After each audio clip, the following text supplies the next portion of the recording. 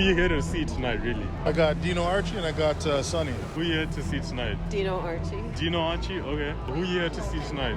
Dino. Dino? Okay. Yo, everyone's here for Dino, bro. Who you here to see tonight? I'm here to see everyone. Dino, Hassan Phils, like Okay. everybody. Who you here to see? Dino mostly. Dino? Yeah. We worked in a movie with Dino. You. Nigga. I knew you were gonna be here. Now I'm Kansas City Dino, man. So who you here to see tonight? The lineup is stacked. I know you know stand-up. Oh, I'm here to see Dino. Fair enough. Yeah. Like 95% of the people. Fair enough. I'm pretty bad at names, so to be honest, but No, it's cool, bro. Yeah. You know, if you're here to see Dino, it's okay, bro. Yeah. If you just want to record on this side, because we're just trying to get as many. Oh, yeah. Thank you. Yeah. Just on the side is wait, yo, who you here to see? Here, Dino Archie. Yeah, let's disrupt this shit. Who you here to see? Sorry? I'm You, working, yeah. you work here? Yo, me too, dog. Dog, same. Yo, we co-workers, bro. If you want to talk to someone, can you just grab them on the side because you're blocking the lineup? We gotta get it. Oh yeah, shit. Okay, sorry. I'm you know. No, that's fine. Like, if you want to talk, that's okay. I get it, right? Yeah. But it's just like you can't talk right here, so because you're blocking the way for everyone else. Okay, fair enough. Sorry, you know. I'm not trying to be anti-establishment or.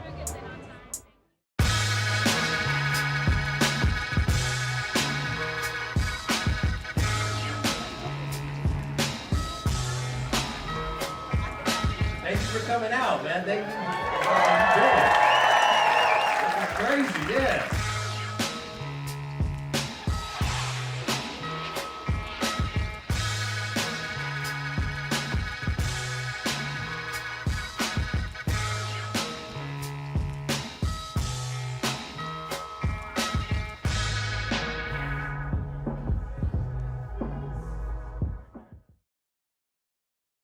I'm here with Dino Archie at the Dino's Comedy Extravaganza. So this is like a yearly event. I was here last year just doing photos and stuff, but now I get to talk to the guy and it's like, dog, like, you know, you do this, you know what I mean? So how are you feeling right now?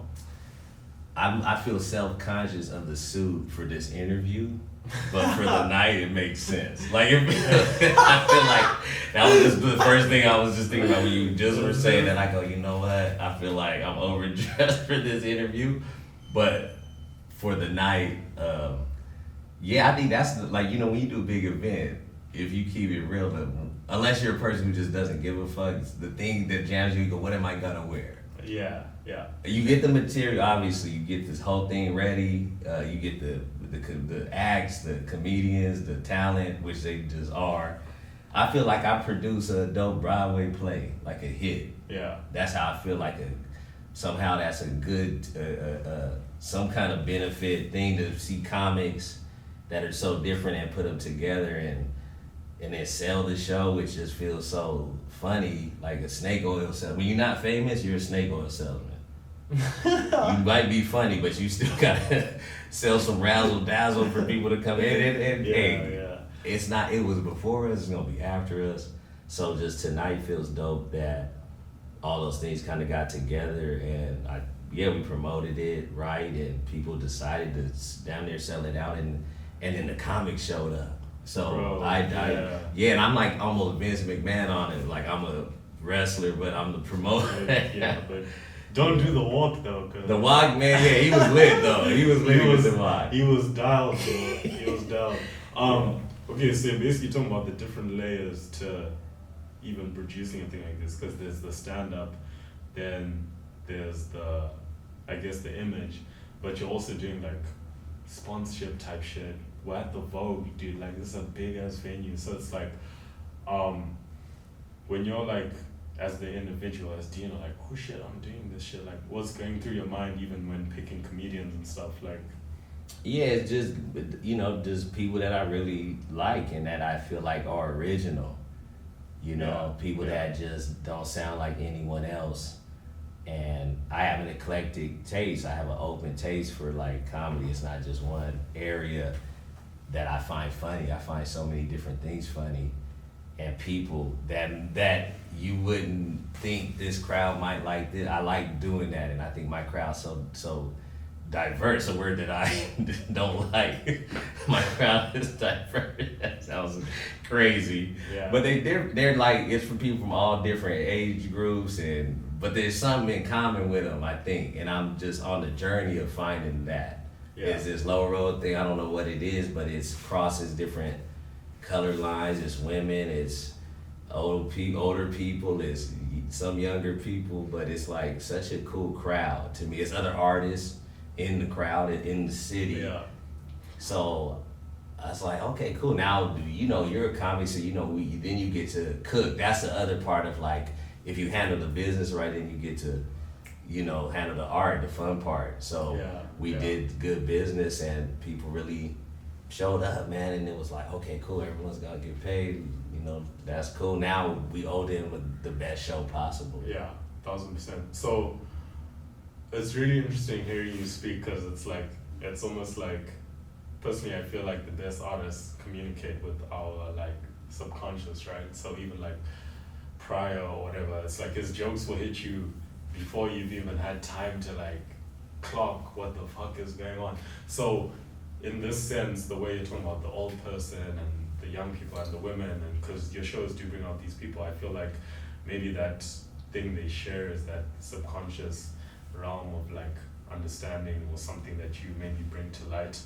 How does that feel to be in that position, and then also being like, I guess I noticed you had your opening monologue type thing, and then the intermission you came out with like a second opening monologue. It was like a second half. So how do you gauge that kind of energy? Man, you doing thousands of shows, in every fucking low down place that you could think of, that donut shops and bullying people with comedy. Yeah. They didn't even ask. You just showed up with a PA. We used to go downtown LA, show up with a PA in the barbershop.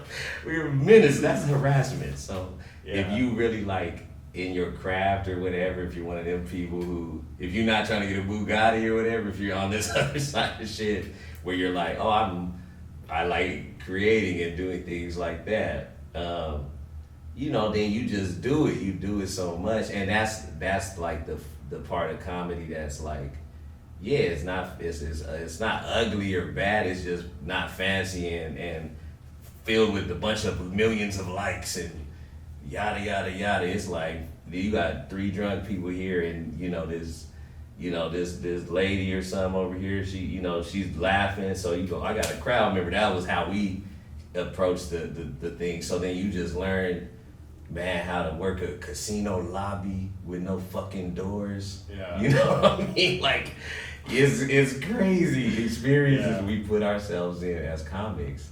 And then so with this, it's like, okay, I open for other comics who do spaces like this regularly, which has been a cool experience. So you just learn all along the way. You go, okay, this is how you work a big room, or this is how the show flows. For me, I'm like doing something unique in the sense of like all headliners, instead of like one headline, all headliners. So how can we, but giving people just a little bit, leaving them with something, leaving them wanting more. So there's an art of that, and the timing of like, you got this many people, 12 minutes, man, that'd be plenty enough. Ari just, God, man, why said it? See, that's dog. Oh my God! It's like, I was literally just telling him, like, you know what, bro? As a comedian, I have a big ego, so like, but then it's like there's sometimes where you surrender to the art form, where it's like, I was just backstage taking like Snapchat videos and being like, yo, Ari is like, nah, man, in his bag. That's what I'm trying to say is as then I get to be in my bag, because I like laughing more than I like telling jokes. I love great art. If I could contribute to it, man, then hell yeah, man. I'll play the tambourine or like Chris Rock tambourine, man. I just play what I play. I'm Dino. I'm me, which is an illusion anyway. That's a whole nother conversation. But that's a whole different conversation. No, but in this, let's wrap this up, man. Look, in this scenario in our, if you want to call it simulation or something, this is who I am in this world, and I just want to just do that great, man, and be a dope comic, but then be a great curator of comedy. Yeah. That's a cool ass job, and so tonight is really that. It's a testament. And just lastly, like, so basically, it seems that even in your status and the way people like us, you know, comics that are like kind of like newer or whatever, the way we perceive you is like, oh shit, like this guy done made it type thing, or like he's got his regular show. You know, you talked about people who do shows like this regularly, but you doing this every January in Vancouver. Like, to me, I'm like, dog, like, you're humble as fuck, dude. So I'm like, where are you? I'm not even, you know, I probably am, but I'm not, I'm breaking that. Like, all of those are words and shit that either could help you or hurt you. And you are who you are, so I'm raised right or something. I'm never like gonna think, cause if I have something to say, I'm better than anybody. That's never what, I could be low down and still go down on my dick and go, I'm still better than you piece of shit. So it's not based on a win or a loss or status or how you guys see me or how I see somebody in the same position ahead of me. It's like we're all equal, man. We might not be all experienced the same or all have the same fan base, but if you're really true to what you're doing, you're equal, and your journey is just as important as anyone else's if you care about it. 1000%. That's how what keeps me from twitching myself. Yeah. That's fucked up. So like I usually would ask for some last words, but that's pretty like that was pretty good. That was a good one. But anyways, congratulations on a successful show. You know, a lot of people are watching your journey, which doesn't ever seem to stagnate, and like you're booking the talented people, and you're still working very much within your own identity. It feels all very authentic. So just from a passers-by kind of perspective, congratulations. I appreciate you, man. I appreciate you, and man, no, it's any time for something that's genuine that, you know, we're all trying to share and grow and all of that shit, you know. Appreciate you. It's good. Okay, bless.